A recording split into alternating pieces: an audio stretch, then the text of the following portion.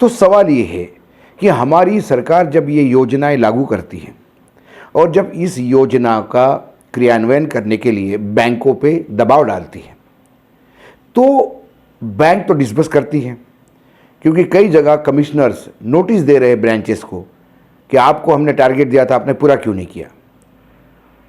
लेकिन जब बैंक उनको लिखती है कि माए बाप आपके कहने पे टारगेट पूरा किया, अब हमारा पैसा वसूलवा दो, तो कमिश्नर साहब हाथ ऊपर कर देते हैं।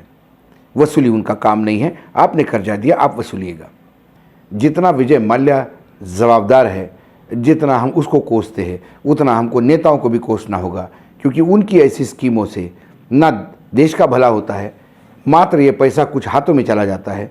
नमस्कार, स्वागत है आपका इन वॉइस में। लेकर आया हूँ आपका अपना कार्यक्रम अशोक वानखेड़े बोलता है तो तोलता है। इस बार तुलेगा बैंकिंग सिस्टम।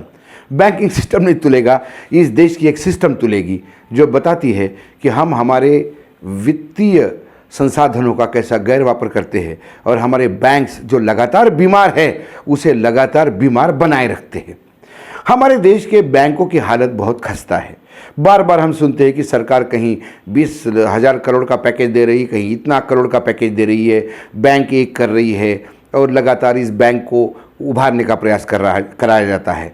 जब बैंक की बैलेंस शीट बहुत जब खराब होती है तो बैंक में कुछ कर्जे डूबत खाते के हैं, जो डूब चुके हैं, उनको राइट ऑफ किया जाता है। मतलब बैलेंस शीट में दिखाते नहीं, कागज़ में नहीं दिखाते। इसका मतलब कम से कम कागज़ पे बैंक की हालत ठीक है। इसका मतलब यदि आप मरीज़ है, हॉस्पिटल में एडमिट है और आप आईसीयू में हैं, तो आपकी जो रिपोर्ट्स आती है, ब्लड रिपोर्ट हो गई या आपकी ईसीजी रिपोर्ट हो गई, आपकी एमआईआर रिपोर्ट हो गई, इन तमाम रिपोर्टों को आप ठीक करते हैं कि नहीं, ब्लड में शुगर भी हो तो आप कम लिखो, ताकि ये दिखे कि कम से कम कागज़ पे ये मरीज़ का शुगर कंट्रोल में है। लेकिन मरीज़ का शुगर खराबी है और मरीज़ मरने के कगार पे है। हमारे यहाँ बैंकों का सिस्टम यही है।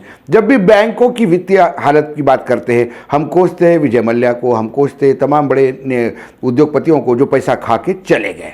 हम कहीं चौकसी को कोसते हैं, कभी किसी को कोसते हैं, लेकिन हमारी सरकार को भी हमको देखना होगा। हमारी सरकार हमेशा लुभावनी बातें करती है और लुभावनी स्कीम्स लाती है। और हमारे यहाँ एक नया सिस्टम और शुरू हो गया है, चुनाव के टाइम पे हम कर्ज माफ़ी कर देते हैं। इसलिए जो भी बैंकों से कर्ज लेता है और जिसको मिलता है काम के लिए, वो ये सोचता है कि ये कर्ज मुझे वापस करना ही नहीं है। लेकिन सरकार का डंडा भी होता है कि आप बैंकों को लगातार कर्ज, बोला जाता है कि इस योजना के तहत क्यों नहीं बटा, इस योजना के क्यों नहीं बटा, और फिर उसका जो एनपीए है, जो नॉन परफॉर्मिंग एसेट्स बोलते हैं, जो डूबत खाता है, वो बढ़ता जाता है। और फिर बैंक, जितना तुमने बैंक को दिया उतना ही बैंक से आप लेते हो। इन रास्तों से फिर बैंक की स्थिति यथावत होती है। मैं ये बात कर रहा हूँ आपको, एक योजना आई थी जब हमारे यहाँ ये महामारी फैल गई। रास्ते में लोग थे, जो वेंडर लोग थे, उनकी दुकानें बंद हो गई। जो रास्ते पे रेडी पे काम करते हैं वो रेडी लगा, क्योंकि रास्ते पे आवागमन बंद था, कर्फ्यू जैसा सिस्टम था, लॉकडाउन था, तो सब लोग परेशान थे। तो सब लोगों को सरकार ने फिर से बिजनेस चालू करने के लिए, धंधा ओपन करने के लिए कुछ कर्ज दिया। वो था प्रधानमंत्री street vendor Atmanirbhar Nidhi, PMSAV निधि। अब इस प्रोग्राम के तहत ये जो रास्ते पे जो वेंडर्स होते हैं, जो रेडी लगाते हैं, जो फुटपाथ पे, उनको 10,000 रुपये का लोन दिया गया और उस पर 7.25%, 7.25% का ब्याज लगना था, मतलब मिनिमम ब्याज पे। उसमें भी 7% का जो ब्याज है वो सरकार ने भरा, मतलब इंटरेस्ट फ्री। करीब करीब वो 0.25% बोला तो 0.25% बोला तो कुछ भी नहीं के बराबर आपको इंटरेस्ट देना था। लेकिन स्थितियाँ ये हो गई है कि वो जो लोन बटा, उस लोन में से अब बहुत सारे लोन अब बैड डेप्ट हो रहे हैं। मतलब लोग पैसे ही वापस नहीं कर रहे, क्योंकि वो कर्जा था, उनको वापस करना था, लोग वो कर्जा डकार गए। अब प्रश्न ये है कि ये कर्जा दिया कैसा गया। म्यूनिसिपल कॉरपोरेशन और जो नगर निगम है, उनके अधिकारियों को बोला जाता था कि आप लिस्ट बनाइए और आप बताइए कि कैसा कैसा कर्जा देना है। वो वेंडर्स को आइडेंटिफाई करते थे और वो बैंक के ब्रांच को बताते कि ये 50 वेंडर आप कर्ज दीजिएगा, इन लोगों को आपने कर्ज देना है, इन लोगों को आपने कर्ज देना है, और इन लोगों को कर्जा देते गए। अब क्या हुआ कि जब ब्याज तो सरकार ने भर दिया उनके अकाउंट में, लेकिन जब कर्जा वापस नहीं आ रहा है तो अब बैंक वाले म्यूनिसिपल कॉर्पोरेशन के पास जा रहे हैं कि माए बाप आपने दिलवाया था कर्जा, वसूल तो करवाइए। और म्यूनिसिपल कॉर्पोरेशन स्थिति में नहीं है कि कर्जा दिया जा रहा है। ऐसे कई केसेस कई जगह से आ रहे हैं कि जहां अब वो पैसा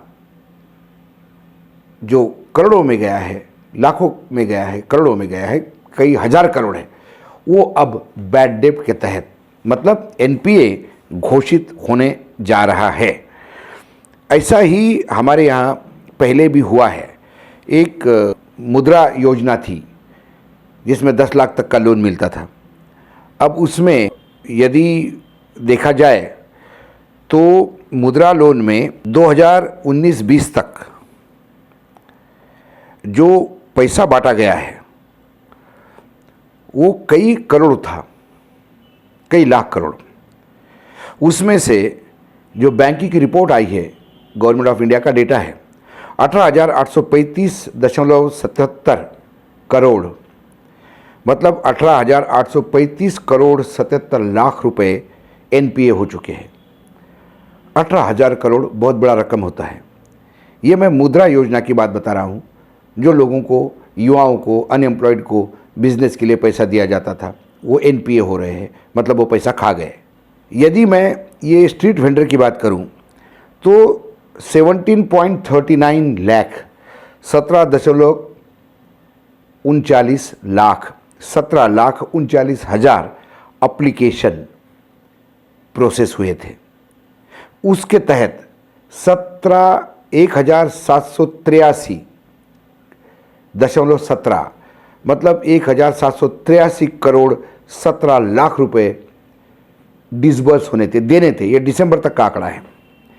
लेकिन जो एप्लीकेशंस आए थे उनमें से 13,27,000 एप्लीकेशन पे 1,306 करोड़ 76 लाख रुपए दिया जा चुका है।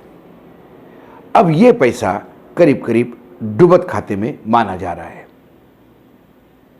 तो सवाल ये है कि हमारी सरकार जब ये योजनाएं लागू करती है और जब इस योजना का क्रियान्वयन करने के लिए बैंकों पे दबाव डालती है, तो बैंक तो डिस्बर्स करती है, क्योंकि कई जगह कमिश्नर्स नोटिस दे रहे ब्रांचेस को कि आपको हमने टारगेट दिया था, आपने पूरा क्यों नहीं किया। लेकिन जब बैंक उनको लिखती है कि माए बाप आपके कहने पे टारगेट पूरा किया, अब हमारा पैसा वसूलवा दो, तो कमिश्नर साहब हाथ ऊपर कर देते हैं। वसूली उनका काम नहीं है, आपने कर्जा दिया, आप वसूलिएगा। और ये पैसा डूबत खाते में, क्योंकि इन दोनों कर्जों में कोई कोलैटरल नहीं है, मतलब इसका पैसा आपको बिना सिक्योरिटी का दिया गया है। ये तमाम चीज़ें जो है, इसके लिए सरकार के पास कोई बी प्लान नहीं है। कब तक हमारे देश में ऐसे ही कर्जे बढ़ते रहेंगे, ऐसे ही कर्जे माफ़ होते रहेंगे, ऐसे ही कर्जा डूबता रहेगा और फिर हमारी बैंक फिर बीमार होती रहेगी। और जब बैंक बीमार होती है तो बैंक का परफॉर्मेंस, बैंक में जो लोग पैसे रखते हैं उनके पैसे को लेके लोग शंकित होते हैं, और जब शंका उठने लगती है तो फिर बैंक से पैसा निकालना शुरू होता है। आज नोटबंदी के बाद इस देश में लोगों का बैंकों के ऊपर से विश्वास उड़ गया है। लोग घर पे कैश रखना पसंद करते हैं, बैंकों में नहीं। बैंकों में कैश रखना इसलिए पसंद नहीं करते क्योंकि उनको पता नहीं है कि ये बैंक कब बीमार हो जाए। बैंक सवाल नहीं उठा सकती क्योंकि सरकार माए बाप है, सरकार डंडा चलाती है, बैंक पैसा बांटती है। पैसा लेने के लिए बैंक को बोला जाता है आप ही ले जाओ, बैंक उठा नहीं सकती। तो जब हम विजय माल्या को कोसते हैं, जब हम चौकसी को कोसते हैं, जब हम वीडियोकॉन को कोसते हैं, जब हम बड़े बड़े कंपनियों को कोसते कि इन्होंने बैंक का पैसा डकार के खा गए, तो हमें कभी ना कभी हमारे नेताओं की तरफ भी उंगली उठानी होगी कि आप भी मात्र चुनाव जीतने के लिए और लुभावनी घोषणाएं करने के लिए हमारा टैक्स पेयर का पैसा, क्योंकि बैंक को सरकार पैसा देती है, ये अपने घर से नहीं लाते। वित्त मंत्री अपने घर से बैंक अकाउंट से पैसा निकाल के नहीं देती बैंक को, ये हमारा टैक्स पेयर का पैसा है। हम जो लगातार मेहनत करके पसीना एक करके जो कमाते हैं उसका टैक्सेस देते हैं सरकार को, और जितना टैक्स हम सरकार को देते हैं उस टैक्स का ही पैसा सरकार उपयोग में लाती है या दुरुपयोग में लाती है। ये सवाल मैं आपके पास छोड़ के जा रहा हूँ। मैंने इनको तोलने का प्रयास किया, आप तोलिएगा इनको जितना विजय माल्या जवाबदार है, जितना हम उसको कोसते हैं, उतना हमको नेताओं को भी कोसना होगा, क्योंकि उनकी ऐसी स्कीमों से ना देश का भला होता है, मात्र ये पैसा कुछ हाथों में चला जाता है और फिर ये पैसे की कोई माँ बाप नहीं होता, और इसका खामियाजा बैंकों को भुगतना होता है। बैंक को जब लोड पड़ता है तो सरकार के सामने दामन फैलाती है, सरकार फिर हमारे पॉकेट से पैसा निकाल के उनको देते हैं। मतलब आप एक बात करिएगा, जब हमारे प्रधानमंत्री किसी को पैसा देने की बात करते हैं तो वो सीधा आपके पॉकेट में हाथ जाता है, ये बात सोच के चलिएगा। और जब अपने पॉकेट से आपको पैसा जाता हुए दिखाई देता है और वो गटर में जाता हुआ दिखाई देता है, क्योंकि वो वेस्ट है पैसा, ऐसे में आपको ये पूछने का अधिकार है कि फिर विजय माल्या में और आप में फ़र्क क्या। आज इतना ही, फिर आऊँगा किसी नए विश्लेषण के साथ।